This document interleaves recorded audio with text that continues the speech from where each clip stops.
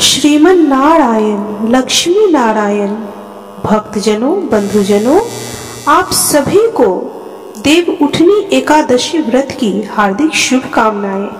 आप सभी का आपके इस चैनल ब्राह्मण देव कन्या में बहुत बहुत स्वागत है।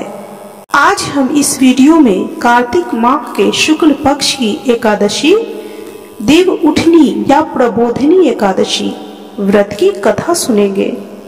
उसके शुभ मुहूर्त पारण के बारे में जानेंगे। कार्तिक माह में आने वाली देव उठनी एकादशी मोक्ष प्रदान करने वाली होती है। देव उठनी एकादशी 23 नवंबर 2023 गुरुवार को है।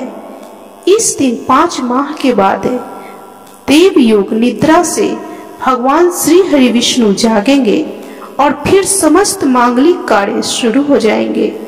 हिंदू धर्म में इसे देवोत्थान एकादशी, प्रबोधिनी एकादशी या देव उठनी एकादशी के नाम से भी जाना जाता है।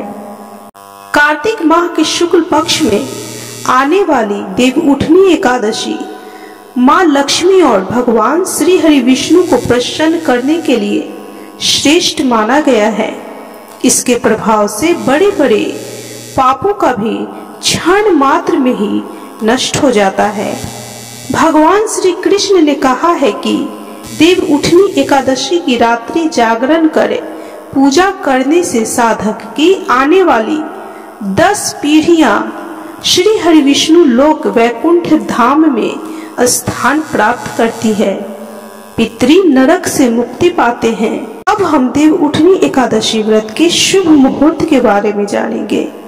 देव उठनी एकादशी 2023 का शुभ मुहूर्त कार्तिक शुक्ल पक्ष एकादशी तिथि की शुरुआत है 22 नवंबर 2023 रात 11:03 पर शुरू होगी। कार्तिक शुक्ल पक्ष एकादशी तिथि की समाप्ति 23 नवंबर 2023 रात 9:01 पर होगी। पूजा का समय सुबह 6:50 से सुबह 8:09 है। रात्रि का मुहूर्त शाम में 5:25 से रात 8:46 है। व्रत पारण का शुभ मुहूर्त सुबह 6:51 से सुबह 8:57 24 नवंबर 2023 को है। तो भक्तजनों, अब हम देव उठनी एकादशी व्रत की कथा सुनेंगे। तो बोलिए जय श्री कृष्णा, जय श्री कृष्णा, जय श्री कृष्णा। धर्म ग्रंथों के स्वयं भगवान श्री कृष्ण ने इसका महात्म्य बताया है। इसके अनुसार एक राज्य में एकादशी के दिन प्रजा से लेकर पशु तक कोई भी अन्न नहीं ग्रहण करता था। एक दिन भगवान श्री हरि विष्णु ने राजा की परीक्षा लेने की सोची और सुंदरी भेष बनाकर सड़क किनारे बैठ गए। राजा की भेंट जब सुंदरी से हुई तो उन्होंने उसके यहाँ बैठने का कारण पूछा। तब स्त्री ने बताया कि वह बेसहारा है। राजा उसके रूप पर मोहित हो गए और बोले कि तुम रानी बनकर मेरे महल चलो। सुंदरी स्त्री ने राजा के सामने शर्त रखी कि ये प्रस्ताव तभी स्वीकार करेगी जब उसे पूरे राज्य का अधिकार दिया जाएगा और वह जो बनाए राजा को खाना होगा।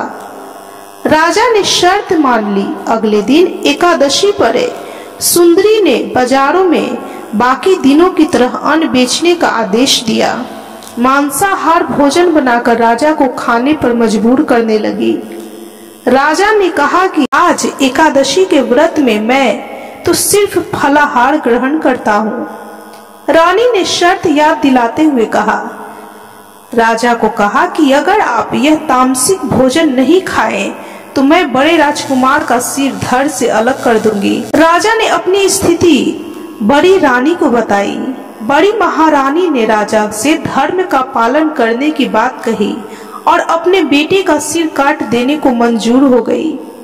राजा हताश थे और सुंदरी की बात न मानने पर राजकुमार का सिर देने को तैयार हो गए। सुंदरी के रूप में भगवान श्री हरि विष्णु ने राजा के धर्म के प्रति समर्पण को देखकर अति प्रसन्न हुए और उन्होंने अपने असली रूप में आकर राजा को दर्शन दिए।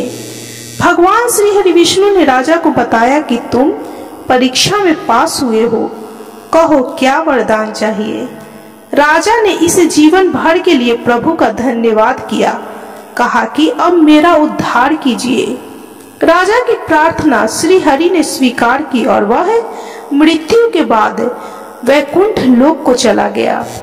इस प्रकार कार्तिक माह के शुक्ल पक्ष की प्रबोधनी एकादशी, देव उठनी एकादशी व्रत की यह कथा संपन्न हुई।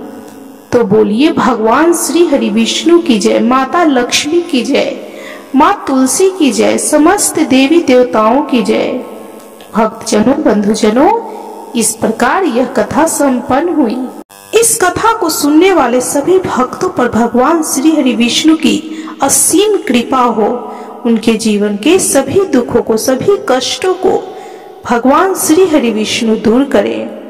यदि आपको यह कथा अच्छी लगी हो तो प्लीज वीडियो को लाइक कीजिए। चैनल पे यदि नए हैं तो कृपया चैनल को सब्सक्राइब कर बेल आइकन को प्रेस करना बिल्कुल भी ना भूलें और कमेंट में ओम नमो भगवते वासुदेवाय नमः, ओम नमो नारायणाय नमः, जय श्री कृष्णा अवश्य लिखें।